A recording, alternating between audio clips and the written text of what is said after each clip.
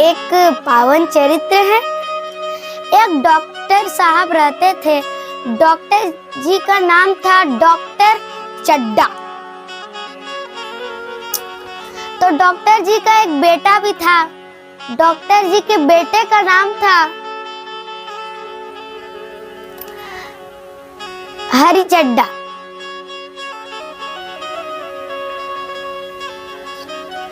तो डॉक्टर साहब का एक नियम था। कौन सा नियम था? वो टाइम का नियम रखते थे। टाइम से वो काम करते थे। उनका टाइम का नियम था कि वो शाम 6 बजे अपना क्लिनिक बंद कर देंगे और जा करके खेल खेलते हैं। ग्लोश्म का खेल रहता है, उसे खेलते हैं। अपने आप को फिट रखते हैं।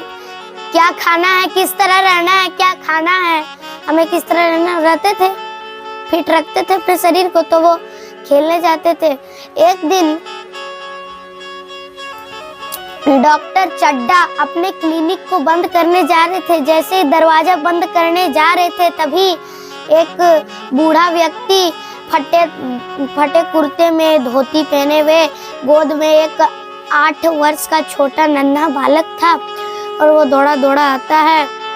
डॉक्टर साहब, डॉक्टर चड्डा जी, रुकिए रुकिए रुकिए। डॉक्टर चड्डा ने क्या हुआ? देखिए ना, मेरे बेटे को क्या पता, यहाँ पे तो खेल रहा था, बहुत ठीक था, अचानक से कुछ बोल नहीं पा रहा है। देखिए ना, यहीं पे खेल रहा था, अचानक से इसे क्या हो गया? अब तो 6 बज गया था। घड़ी देखी, अरे 6 बज गए हैं, अब दुकान बंद करने का टाइम हो गया है। एक काम करना, तुम कल आना। तो बूढ़े व्यक्ति ने कहा कि देखिए डॉक्टर साहब, मेरी पत्नी रहती है, वो भी बूढ़ी थी, तो हम लोग दोनों के यही है, एक यही सहारा है हम लोग दोनों पति पत्नी का। यदि इसे कुछ हो गया तो हम अनाथ हो जाएंगे।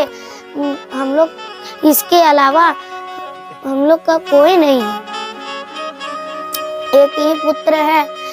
तो बूढ़े व्यक्ति ने खूब डॉक्टर साहब के पास गिड़गिड़ाया, खूब गिड़गिड़ाया, लेकिन डॉक्टर साहब का तो नियम था, टाइम था, उन्हें तो खेल खेलने जाना था। तो कहते, अरे कह दिया ना कि कल आना, जाओ यहाँ से, अभी क्लिनिक नहीं खुलेगा। कहा ना कल जाना, अभी मेरा खेलने का समय है, मुझे खेलने जाना है, तुम अभी जाओ। बोला ना कल आना, मुझे खेलने जाना है। और ये बात कह करके अपने गाड़ी में जा करके बैठ गए।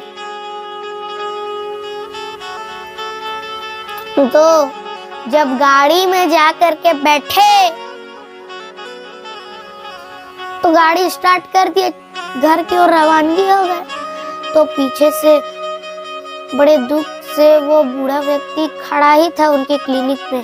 क्या पता, सोच रहा था वो बूढ़े व्यक्ति की, क्या पता कि डॉक्टर साहब को मेरे ऊपर दया आ जाए, क्या पता वो गाड़ी मोड़ करके फिर से आ जाए और इलाज कर दे। लेकिन डॉक्टर चड्डा तो घर तक पहुंच गए और नहीं आए उस बच्चे के इलाज करने के लिए, नहीं आए उस बच्चे का इलाज करने के लिए। तो बूढ़ा व्यक्ति घर की ओर चल पड़ा। रात ही रात उनका पुत्र मृत्यु को प्राप्त हो गया, मर गया। अब वो रोता रोता सोचता है कि अब काश डॉक्टर चड्डा ने मेरी पुत्र की सही समय में दवाई इलाज ना कर देती तो मेरा पुत्र जीवित रहता। यदि सही समय पर मेरे पुत्र को डॉक्टर चड्डा ने सही समय पर दवा इलाज कर दी होती तो काश मेरा पुत्र अभी मरता नहीं, है ना मैया जी। तो क्या हुआ, पुत्र तो मर गया। एक दिन डॉक्टर चड्ढा के पुत्र 20 वर्ष के हो गए थे, तो पुत्र का जन्मदिन था। तो जन्मदिन के पर्व पर, त्योहार पर डॉक्टर चड्ढा तो थोड़े अमीर थे, सारे लोगों को पार्टी दी, सारे अमीर लोगों को बुलाया, है ना मैया। सारे अमीर लोगों को बुलाया और बहुत बड़ी पार्टी दी। सब खुश हो जाते हैं, वाह डॉक्टर चड्ढा आपने तो बहुत अच्छी पार्टी दी, बहुत अच्छा पार्टी दिया आपने। तो जो डॉक्टर जी के पुत्र थे उनके दोस्त भी आए थे। तो डॉक्टर चड्ढा के पुत्र जो थे उन्हें ना सर्पों को, नागों को पालना बहुत पसंद था। उन्हें सांपों को पालना पसंद लगता था, नागों को पालना पसंद रहता था, तो वो नाग को पालते थे, सांपों को पालते थे।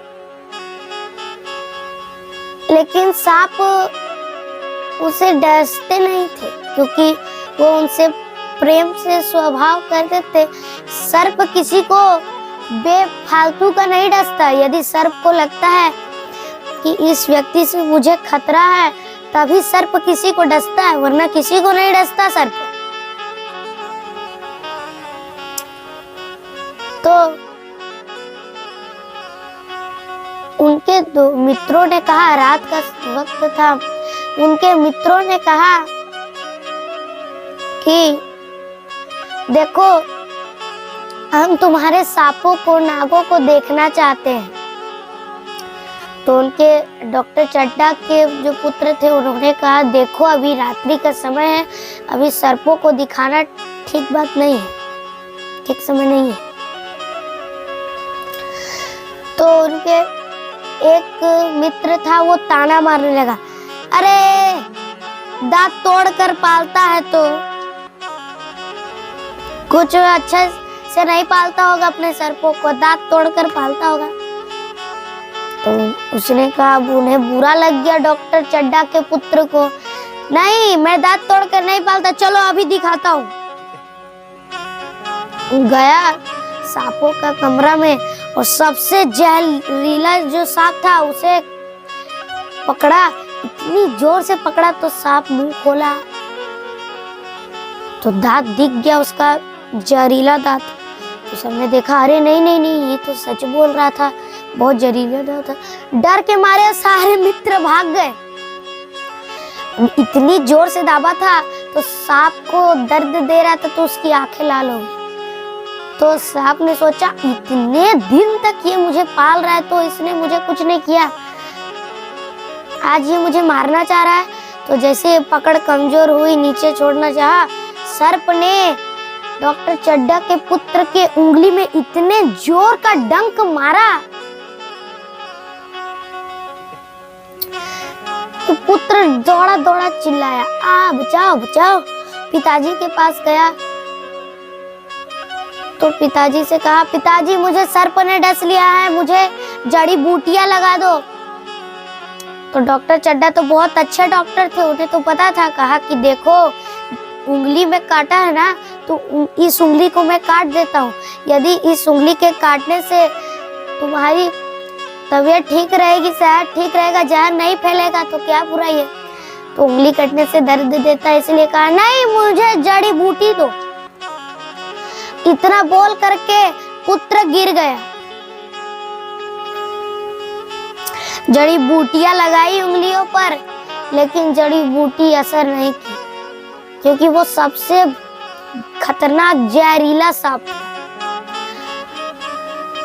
पूरा शरीर में जहर फैल गया, धीरे धीरे धड़कन भी धड़कना बंद हो गया। अब डॉक्टर साहब थे, हाथ पकड़ के देखा, अरे कुछ तो धड़क ही नहीं रहा। समझ गया अब मेरा पुत्र चला गया। शहर के गांव के सारे मंत्र झड़वाने वाले सारे व्यक्ति को बुलाया और कहा जिस व्यक्ति ने मेरे पुत्र को बचा लिया उसे मैं 10,000 रुपए का इनाम दूंगा। सारे झड़ाने वाले व्यक्ति आए, कोई बचा नहीं पाया पुत्र को, कोई कुछ भी नहीं कर पाया। तो वो जो बूढ़ा व्यक्ति था उसके घर तक वो समाचार पहुंच गया।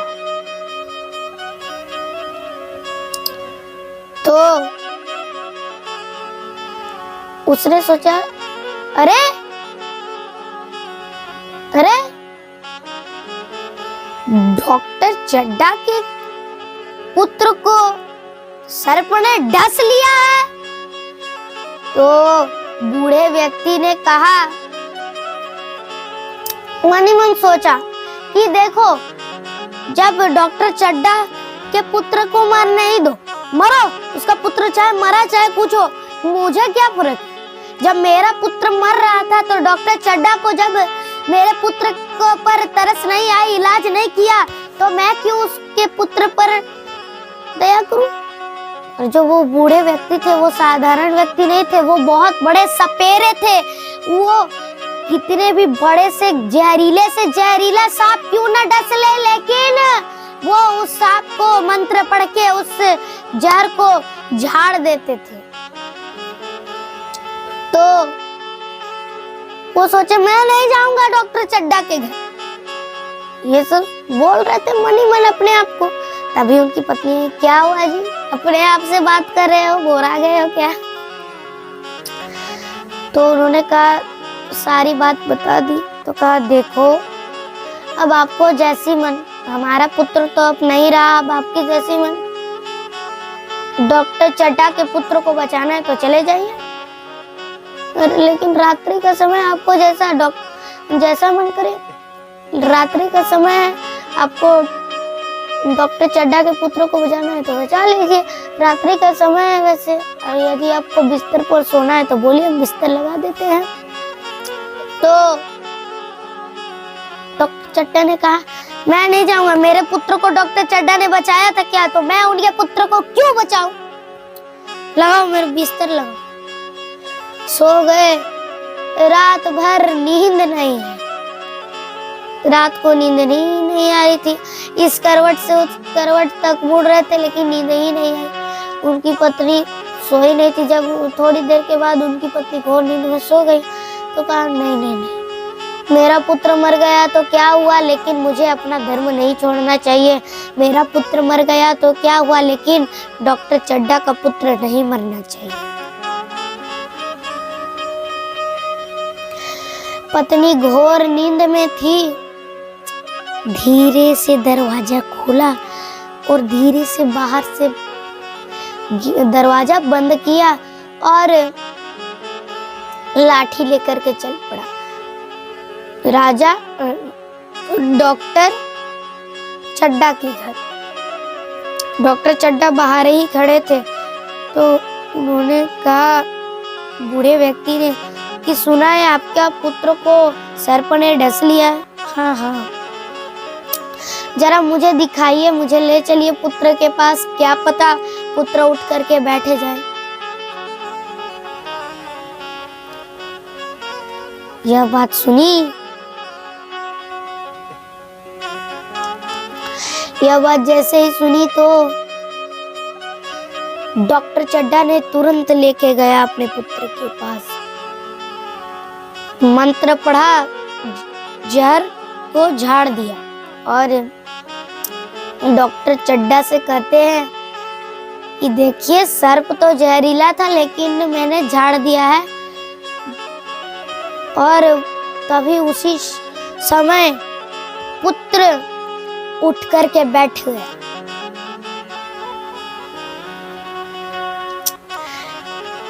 तो डॉक्टर चड्ढा ये देखकर बहुत खुश हो जाते हैं और कहते हैं कि आपका चेहरा मैंने आपको कहीं देखा तो है।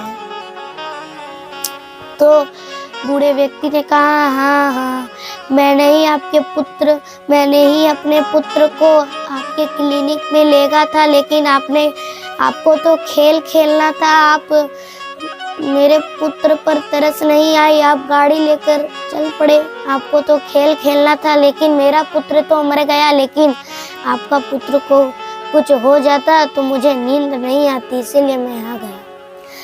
और यह बात कहकर अपने घर को चल पड़े बूढ़े व्यक्ति। फिर जैसे ही डॉक्टर चड्ढा ने पीछे मुड़कर देखा, अरे वहाँ तो कोई भी नहीं है। मैं सोचा अरे बिना पैसे लिए ही चला गया। तो उस बूढ़े व्यक्ति के घर तक गए, दरवाजा खटखटाया। बूढ़े व्यक्ति ने दरवाजा खोला, जमीन को प्रणाम किया, उनको प्रणाम किया और रोते हुए कहते हैं,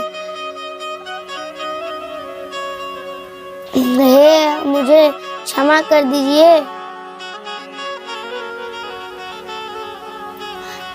मुझे क्षमा कर दीजिए। मैंने आपके पुत्र का इलाज क्यों नहीं किया, मुझे क्षमा कर दीजिए, मुझे क्षमा कर दीजिए।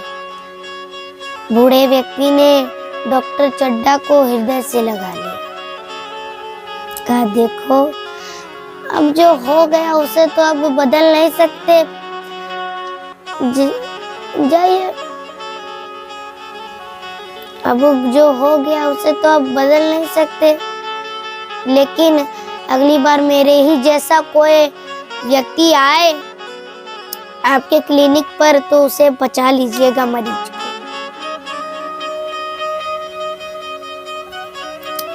डॉक्टर चड्ढा रोते हुए क्षमा मांगते हैं और कहते हैं भगवान को, हे विधाता, मुझसे कितनी बड़ी गलती हो गई, मैंने क्यों नहीं बचाया उस बूढ़े व्यक्ति के पुत्र को। इसलिए आपको जो बुरा व्यक्ति लगता है, लेकिन उसका यदि आप उनका भला करेंगे तो वो व्यक्ति आपका कभी ना कभी तो काम आएगा ही, कभी ना कभी तो काम आएगा ही। इसलिए प्रभु का नाम जपा करो, प्रभु का नाम जपा करो, भगवान का सत्संग करो, चिंतन करो। और यदि आप सबका भलाई करेंगे, जिस व्यक्ति का भलाई करेंगे, क्या पता वो व्यक्ति आपका भी कभी ना कभी काम आ सकता है। इसलिए सबके ऊपर भलाई करो।